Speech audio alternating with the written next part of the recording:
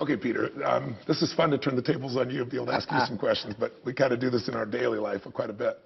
I mean, most people know the level of success you've achieved. I mean, 52 Academy Award nominations, one of the youngest guys to run a studio, running Sony, Polygram, you know, your television shows, you know, how many years, 25 years now, 30 years at UCLA as a professor? I mean, did you really need another day job? What the heck would inspire you to take on the intensity of writing this book at this time, you know, Tell to Win? Why did you really want to take story and get people to understand its impact in business and in life? If I knew what I knew now, I'd never do it. I mean, I was you talk about a rising tide. Yeah. This book business is like this, all right? It's like, oh my God, can I get there before all the water leaves the ocean? Yeah. It's pretty daunting. Yeah. But what really happened is I was a storyteller in movies and television, as you said, in sports. I was a storyteller. That was my craft. And then I realized I had success and I had failure. And I wondered, why did I succeed more than I failed, and why did I have more joy, less pain? And I realized one of the secrets that I had, one of the talents that I had, is when I told a purposeful story, when I was telling the story correctly, it was a powerful tool to engage others for success and for my success as well as their success. And so it's really a story that emotionalizes the information. Rather than doing data, facts, information, which I did all my life. Here are the facts, here's the data, fire all those bullet points. It worked. It didn't really work because I was aiming at their wallet or their feet or their head. This is where hits are born, right here. So when I used story, it metabolized all those things. They remembered it. Emotion bonded with information becomes memorable, resonant, and actionable. When I saw that, I realized it was no secret. Everybody had it. And so my job was not to give something to you or you or you or you, but to shine the light on something they had and say, these are the tools that you can use to extract that and use it for your success. And so that's why I did it. Well, I'm glad you did, because I've had a couple decades of you and I swapping stories, and I've gotten to see the inside of what drives you. And you've always been such an unbelievable giver to people. And I know the real reason you did this was not just because you had the information, but because it's part of your legacy to touch people's lives. That's why you do the things you do at UCLA. That's why you take care of people the way you do that nobody knows about you, Peter, but I do, and a few of your friends certainly do. A lot of your friends certainly do. I'm just curious. We know that if you ask somebody, where were you last 6 months ago on Tuesday night, they have a clue.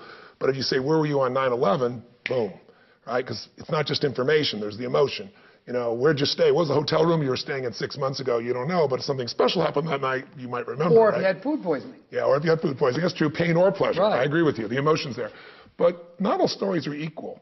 Not all stories are equally appreciated, not all stories hit this heart or in the gut, right? What makes the difference? Give me 3 things that make a difference between a story that just gets told and a story that actually touches that heart or soul, moves someone to action, creates a real change. Well, there are a lot of elements, and any one can be a game changer. You don't have to use them all. If you use them all, maybe you'll have magic. But there are a number of elements. One thing is, you don't go tell a purposeful story unless you have a goal. What's your goal? They are transporting all the information. What is the goal? And when you hide the goal, you say, I won't show them the goal. You were talking about this before. I'll keep it, my agenda private. They get that. You're authentic. They don't trust you. They don't trust you. Yeah. And trust comes as the formation of a relationship, which comes before transaction, before you can get them to move their feet or their wallet. If you come in and think of these people as customers, clients, and patrons, they protect their groin, they protect their wallet. But if you think of them as an audience and you render an experience to them, they open up their heart. And or as a friend or as family. Anyway, you're emotionalizing your offering. Right. So that's really important. Another thing that's really, really important is when you... Let me ask you something about that, sure, so I can clarify. So you say, I got to know my purpose. What if their purpose is they want to get to their groin or they want to get to their wallet? Well, it's not wrong to have... Because some people have that outcome. It's not wrong to have a desire to have the person transact with you. Your question is, what's the tool of purpose? If you're going to use a story, telling a purposeful story to move them to transact with you, you have to have an emotional story. You have to have something that gets them emotionally, because they're not going to metabolize it. They're not going to act on it. And if they don't trust you, they're not going to really hear you, or as you use the expression, get you. Right. And when someone doesn't trust you, listen, you walk into the room hiding your agenda, you walk into the room unauthentic, before the first words are spoken, that person gets, oh, what's going on here? That's the way we're wired. So you're saying for a story to work, it's not the story, it's the relationship first. If that relationship's not one of trust, the story is just going to be seen as a form of manipulation. 100%. So the idea is that authenticity that you as a teller must shine through. So what do? People say, I'm going to motivate. They call you a motivator or somebody else. Here's what I look at it. The first person you motivate is yourself. What's your intention? If your intention isn't authentic, if your intention isn't valid, if your intention isn't valuable, if your intention isn't generous, they're going to get that. Before, language is a technology. Before there was language, we got that. We didn't know enemy, friend, tribe, not tribe. Do it non-verbally. Non-verbally.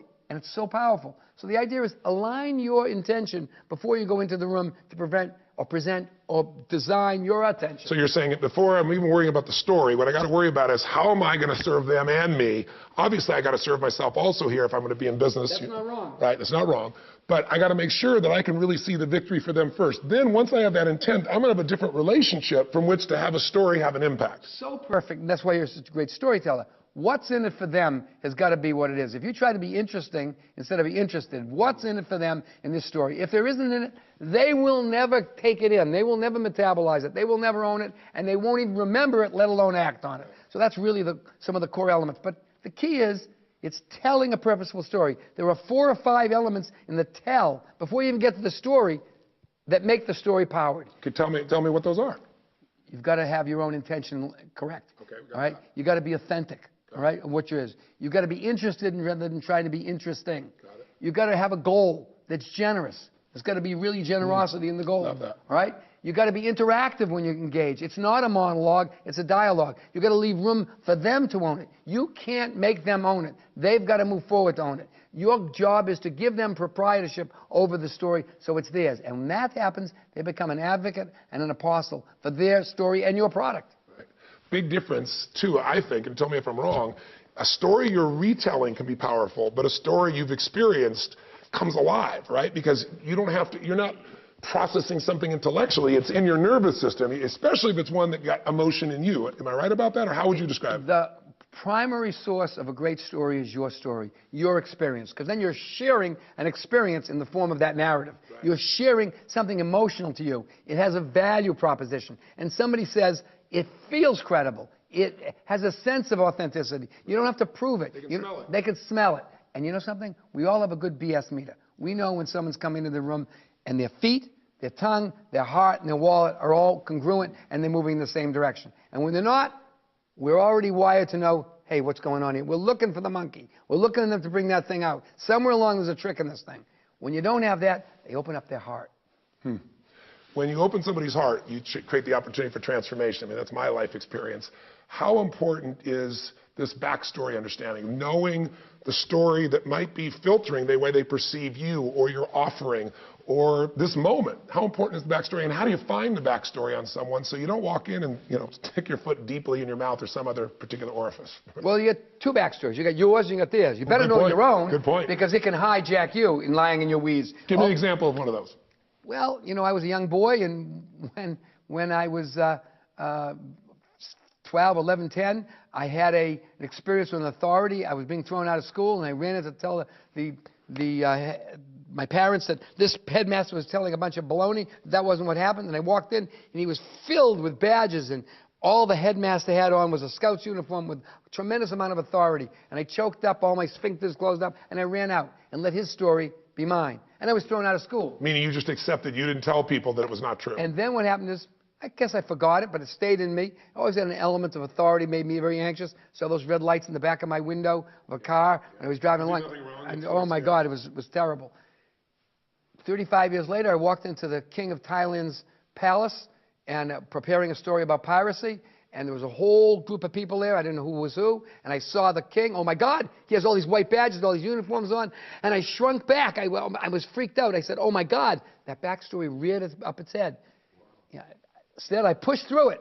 I really did. I said, yeah, we were really smart. I pushed it. I said, I'm not going to be sucked in this time. I'm going to do it. So I went there, and I told him the whole story about a beautiful musician who lost his whole life and all of his earnings because his properties, intellectual properties, had been stolen. And I had done my wisdom on his backstory. I didn't know at that time that it was a backstory, that he was a musician. And I said to him, you're a musician. This should feel the same way to you. So that he'd want to do something about it. And he said, yeah. As I was telling the story, Ogasan came over to me and tried to grab my arm and pulled me away. He was the head of Sony, right? Yeah, Ogasan. yeah, he was the head of Sony. He was the owner. And he pulled me and said, I said, no, I'm almost finished. I'm almost finished. He gets it.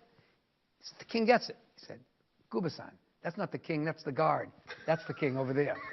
So I told the perfect story to the guard. You know, I was so convulsed at getting through my backstory that I lost it.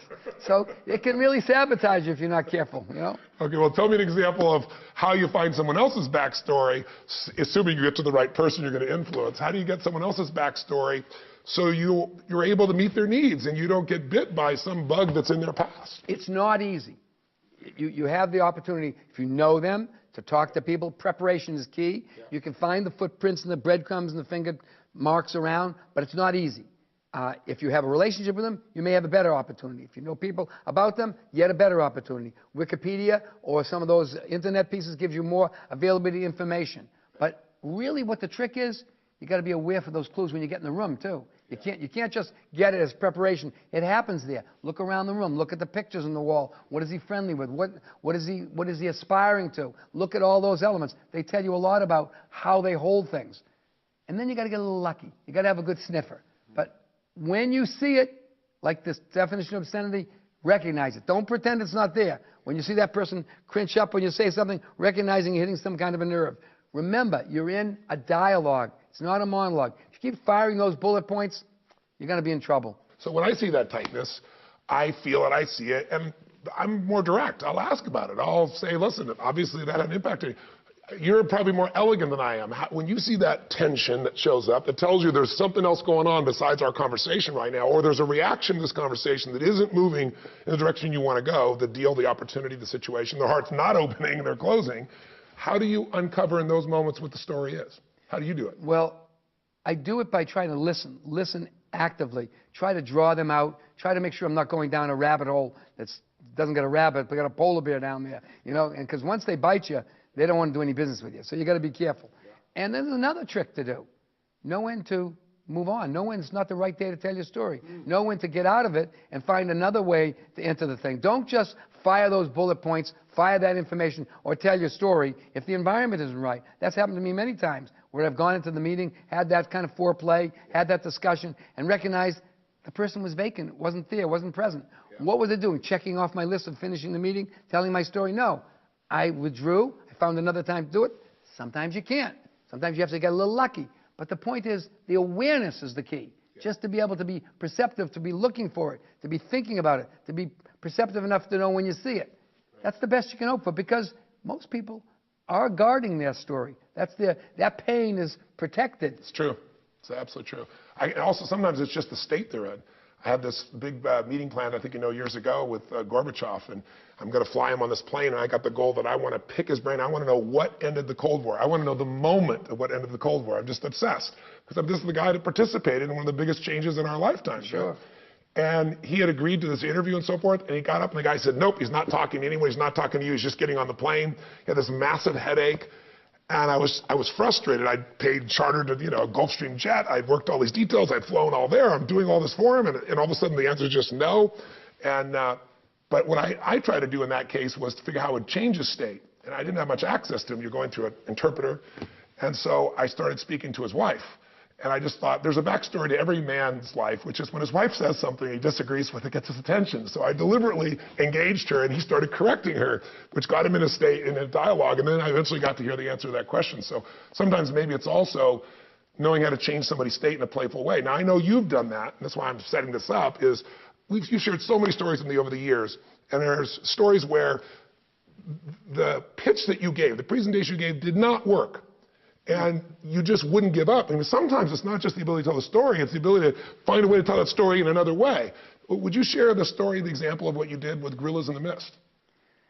Well, that's a very long story, but the long and the short of it was that I realized I was in a room where the person had virtually made their mind up not to make the movie. Right. And I had to find a way to change their state, and I didn't think of it that. I didn't use that word. I didn't know that. I just did it intuitively. And that's the magic of this. So much of it's intuitive. It's the way we're wired. Yes. And then we close it down and say, oh, that's child stuff. We shouldn't do that. When that's exactly what's called for. Yes. And what happened was the chairman of Warner Brothers had decided he wasn't going to make Gorillas in the Mist after going all the way down the road. And I knew if I left that room, even though he was thinking about it, if I left that room, the no became absolute.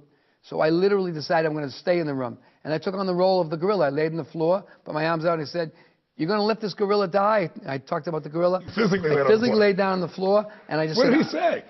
He said, "Are you crazy?" That's what he said. I said, I'm not leaving until you say yes. I said, this is a powerful story that needs to be told, and we've gone all the way down the road, and we can make this thing. We will not have the risks you said. I've shown you that, and I'm determined to live with that, and I'll put my money on the line to prove it. Is it true that he said, just invited the next guy into the meeting? Yeah, and then he said, okay, I got to have another meeting. He called the secretary. And you're still on the floor? Still on the floor. Brought him into the room. He sat down. The guy didn't notice me at first, and then he started making his presentation to him. And then he looked over at somebody laying on the floor. He said, "Who's that?" And then Terry said, "That's a felled gorilla." And he said, "A felled gorilla." So then Terry retold the story that I had told him. And in telling it, that story, he kind of owned it. You know, it was a different change. And I said to him, "You got to do it. You got to do it." He said, "Okay, you're going to put your fee up?" I said, "Yeah." He said, "Okay, we'll do it. Get out." And I ran out the door. And as I ran out the door, I heard the guy say, "If I lay on the floor, will you make my movie too?" So you never know. You know, you got to be spontaneous. And that movie wasn't it not nominated for an Academy Award? 5 Academy Awards. 5 Academy Awards. And the Gorillas are still here, and I am too. Thanks a lot. Thank you, my friend.